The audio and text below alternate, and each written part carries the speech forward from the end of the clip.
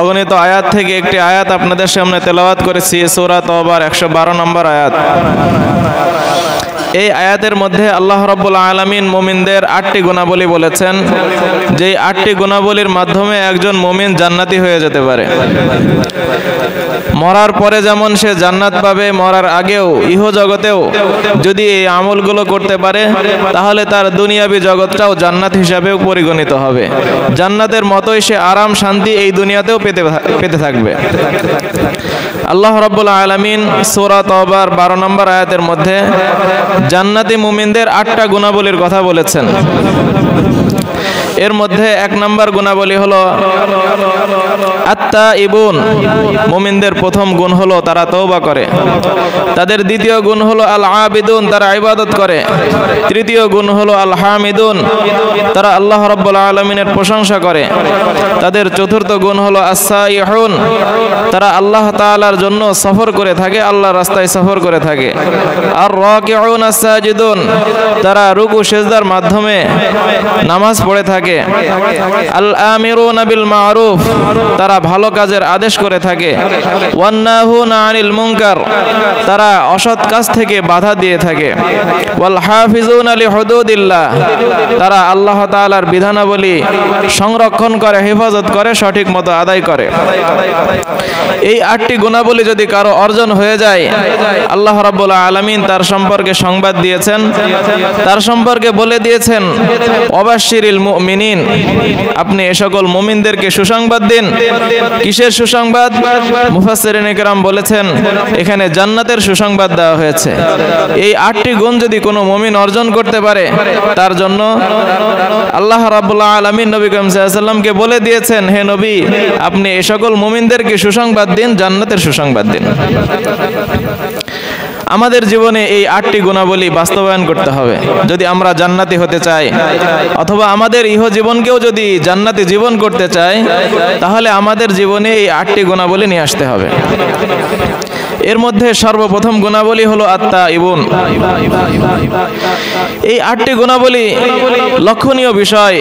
একজন মুমিন যদি সারা জীবন সুন্দরভাবে আদায় করে, মুমিনের প্রথম কাজ কি? তওবা করা।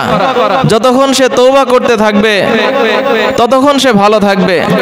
যেমন আমরা দুনিয়াতে বিভিন্ন ধরনের জিনিস বানাই, বানানোর পর এখানে যদি কোনো ময়লা পড়ে আমরা পরিষ্কার করতে থাকি। একটা লোহার জিনিস, এটা ময়লা পড়ার পরে, জং ধরার পরে যদি পরিষ্কার করা হয় সেটা ভালো থাকে। আর যদি জং ধরার পর এটা পরিষ্কার না করা হয়, তাহলে জং ওই জিনিসটাকে, ওই লোহাটাকে খেয়ে শেষ করে ফেলায়। আমাদের মনেও বিভিন্ন ধরনের গুনার কথা আসে, আমাদের আচরণে অনেক ধরনের গুনাহ আসে, আমরা অনেক ধরনের গুনার কাজ করে ফেলি। তো এই গুনার কাজ করার পরে যদি আমরা তওবা না করি, তাহলে আমাদের অন্তর কালো হতে থাকবে। কেমন কালো হবে? হাদিসের মধ্যে নবী করিম সাল্লাল্লাহু আলাইহি ওয়াসাল্লাম বলেছেন, কালকুবি মুজাখিয়ান, যে একেবারে কালো, কুচকুচে কালো হয়ে যাবে। ভালো মন্দ থেকে সে পৃথক করতে পারবে না। তাহলে এই খারাপ অবস্থা থেকে যদি নিষ্কৃতি পেতে হয়, তাহলে আত-তাইবুন, মুমিনদের প্রথম গুণ তওবা করতে হবে। তওবা করে কি থেমে থাকবো? কোনো ভালো কাজ করা লাগবে না। আল্লাহ রাব্বুল আলামিন দ্বিতীয় গুণ হিসাবে পেশ করেছেন আল-আবিদুন। তারা তওবা করে ক্ষান্ত হয় না, বরং আল্লাহ রাব্বুল আলামিন তাদের উপর যত ইবাদত দিয়েছেন ঠিক মতো তারা ইবাদতগুলো আদায় করে। ইবাদত কাকে বলা হয়? ইবাদত বলা হয় আল্লাহ রাব্বুল আলামিনের কখন কোন আদেশ, কখন কোন নিষেধ, তা জেনে নবী করিম সাল্লাল্লাহু আলাইহি ওয়াসাল্লামের সুন্নাত অনুযায়ী আমল করা। যদি এভাবে আমরা আমল করতে পারি, তাহলে আমরা পরিপূর্ণ মুমিন হব। এক সময়ের আদেশ আমরা আরেক সময় পেশ করলাম। কাফেরদের উপরে যে বিধানটা প্রয়োগ করতে হবে, সেই বিধানটা মুসলমানের উপরে প্রয়োগ করলাম। যুদ্ধ করতে হবে তো কাফেরদের ব্যাপারে, অস্ত্র ধরতে হবে তো কাফেরদের ঘাড়ে। কিন্তু যদি কোনো ব্যক্তি মুসলমানের ঘাড়ে অস্ত্র ধরে, মুসলমানের উপরে আক্রমণ করে, তাহলে তো সে ইবাদত গুজার হবে না। আল্লাহ যখন যেখানে যেই বিধান দিয়েছেন সেখানে সেই বিধানই প্রয়োগ করতে হবে, তাহলে আবিদুন হওয়া যাবে। তাহলে ইবাদত করতে হবে, কিন্তু মৌখিকভাবে আল্লাহর প্রশংসা করতে হবে না। এজন্য আল্লাহ রাব্বুল আলামিন মুমিনদের তৃতীয় গুণাবলী দিয়েছেন আল-হামিদুন, প্রশংসাকারী। মুমিনদের যখন ভালো অবস্থা আসবে, নিয়ামত পাবে, ওই নিয়ামত পাওয়ার পরে শুকরিয়া আদায় করতে হবে। আবার যখন কোনো বিপদ আসবে, বিপদ আসলেও আল্লাহ তাআলার প্রশংসাই করতে হবে। কোনো সময় আল্লাহ তাআলার জন্য বদদোয়া করা যাবে না বা খারাপ কথা বলা যাবে না।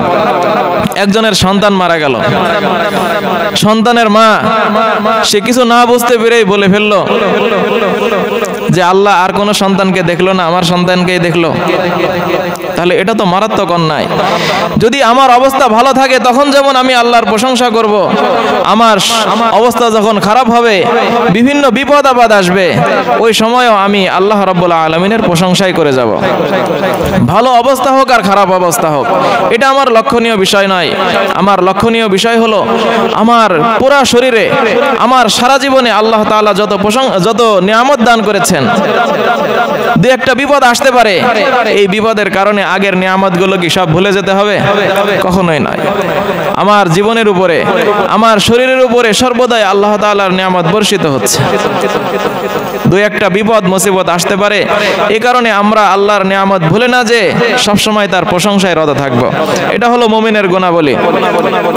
মুমিনের তৃতীয় গুণাবলী হলো আস-সাইহুন। আস-সাইহুনের অনেক ধরনের ব্যাখ্যা করা হয়েছে। এক ব্যাখ্যা করা হয়েছে যে আস-সাইহুন দ্বারা উদ্দেশ্য আস-সাইমুন, যারা রোজাদার। হাদিসের মধ্যে বর্ণিত হয়েছে ইন্না সিয়াহাতা উম্মতি আস-সাওম, নবী করিম সাল্লাল্লাহু আলাইহি ওয়াসাল্লাম বলেছেন আমার উম্মতের সিয়াহা হলো রোজা রাখা। তাহলে আস-সাইহুনের মুফাসসিরিন ইকরাম প্রথম ব্যাখ্যা করেছেন আস-সাইমুন। সিয়াহা এর দ্বিতীয় ব্যাখ্যা হলো আবু উমামা রাদিয়াল্লাহু আনহু থেকে বর্ণিত, একজন লোক নবী করিম সাল্লাল্লাহু আলাইহি ওয়াসাল্লামের কাছে অনুমতি চাইলো। ইস্তাআযানা নবী সাল্লাল্লাহু আলাইহি ওয়াসাল্লাম ফি সিয়াহা ফাকালা রাসূলুল্লাহ সাল্লাল্লাহু আলাইহি ওয়াসাল্লাম ইন্না সিয়াহাতা উম্মতি আল জিহাদ ফি সাবিলিল্লাহ, যে আমার উম্মতের সিয়াহা হলো আল্লাহর রাস্তায় জিহাদ করা। তাহলে আস-সাইহুনের দ্বিতীয় যে ব্যাখ্যা হবে সেটা হলো আল মুজাহিদুন। আস-সাইহুনের আরো অনেক ধরনের ব্যাখ্যা করা হয়েছে। মুফাসসিরিন ইকরাম আরেকটা ব্যাখ্যা করেছেন যে যারা আল্লাহর রাস্তায় তালিবে ইলমের জন্য, ইলম অন্বেষণের জন্য বের হয়, তারা ওই আস-সাইহুনের অন্তর্ভুক্ত।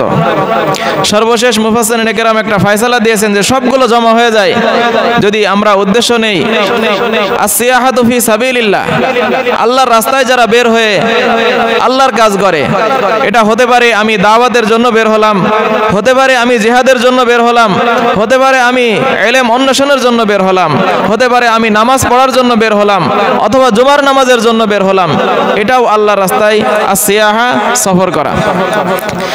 তাহলে আস-সাইহুনের আমরা সংক্ষিপ্ত ব্যাখ্যা এটাই করতে পারি, যারা আল্লাহর রাস্তায় বের হয়, আল্লাহর জন্য বের হয়, কারো বাদ মতবাদ প্রতিষ্ঠা করার জন্য না, বরং আল্লাহর জন্যই আসে, আল্লাহর জন্যই কাজ করে যায়, তারাই এই আস-সাইহুন দ্বারা উদ্দেশ্য। তো আল্লাহর রাস্তায় যে সফর করলো শুধু এতটুকুতেই সে সীমাবদ্ধ থাকে না, বরং মুমিনের 7 নম্বর গুণাবলী, মুমিনের 6 নম্বর গুণাবলী হলো আল আমিরুনা বিল মারুফ, তারা ভালো কাজের আদেশ করে। সমাজে অনেকে অনেক ধরনের কাজ করে, অনেক ধরনের কাজের প্রতি উদ্বুদ্ধ করে, শয়তান মানুষকে খারাপ দিকে ডাকে। শয়তানের যারা দোসর তারাও মানুষদেরকে খারাপ দিকেই ডাকতে থাকে। ইহুদি, নাসারা, খ্রিস্টান, ইত্যাদি এরা মুসলমানদেরকে ধ্বংসের দিকে ডাকে, মুসলমানদেরকে মারামারি হানাহানির দিকে ডাকে। কিন্তু মুমিনদের কাজ হবে মারামারি হানাহানি করা নয়, বরং মুমিনদের কাজ হলো আল আমিরুনা বিল মারুফ, তারা ভালো কাজের আদেশ করে, কল্যাণের আদেশ করে। আন্নাহুনা আনিল মুনকার, যারা খারাপ কাজ করে, অন্যায় কাজ করে, মুমিনদের উপরে অস্ত্র ধরে, তো তাদেরকে এরা নিষেধ করে যে তোমরা মুমিনদের উপর অস্ত্র ধরো না, তোমরা নায়েবে নবীদের উপরে অস্ত্র ধরো না। যত অন্যায় কাজ আছে এই অশ্লীল কাজ থেকে তারা বাধা প্রদান করে। এটা হলো মুমিনদের 7 নম্বর গুণ। মুমিনদের 8 নম্বর গুণ হলো আল হাফিজুনা লি হুদুদিল্লাহ। লি হুদুদিল্লাহ, হাদ অর্থ সীমানা। এখানে সীমানা দ্বারা উদ্দেশ্য মুফাসসিরিন ইকরাম বলেছেন আওয়ামিরুল্লাহ ওয়া নাওয়াহিহি, আল্লাহ তাআলার যে আদেশ নিষেধগুলো আছে এই আদেশ নিষেধগুলো পরিপূর্ণভাবে পালন করে। কারণ যখনই আপনি সৎ কাজের আদেশ অসৎ কাজে নিষেধ করতে যাবেন মানুষেরা আপনার ব্যাকগ্রাউন্ড দেখবে, পিছনে আপনার অবস্থা কি, আপনার পরিস্থিতি ভালো না খারাপ এগুলো দেখার চেষ্টা করবে। তো কোনো ব্যক্তির যদি ব্যাকগ্রাউন্ড ভালো না থাকে তখন তার জন্য দাওয়াতি কাজ করা অনেক মুশকিল হয়ে যায়।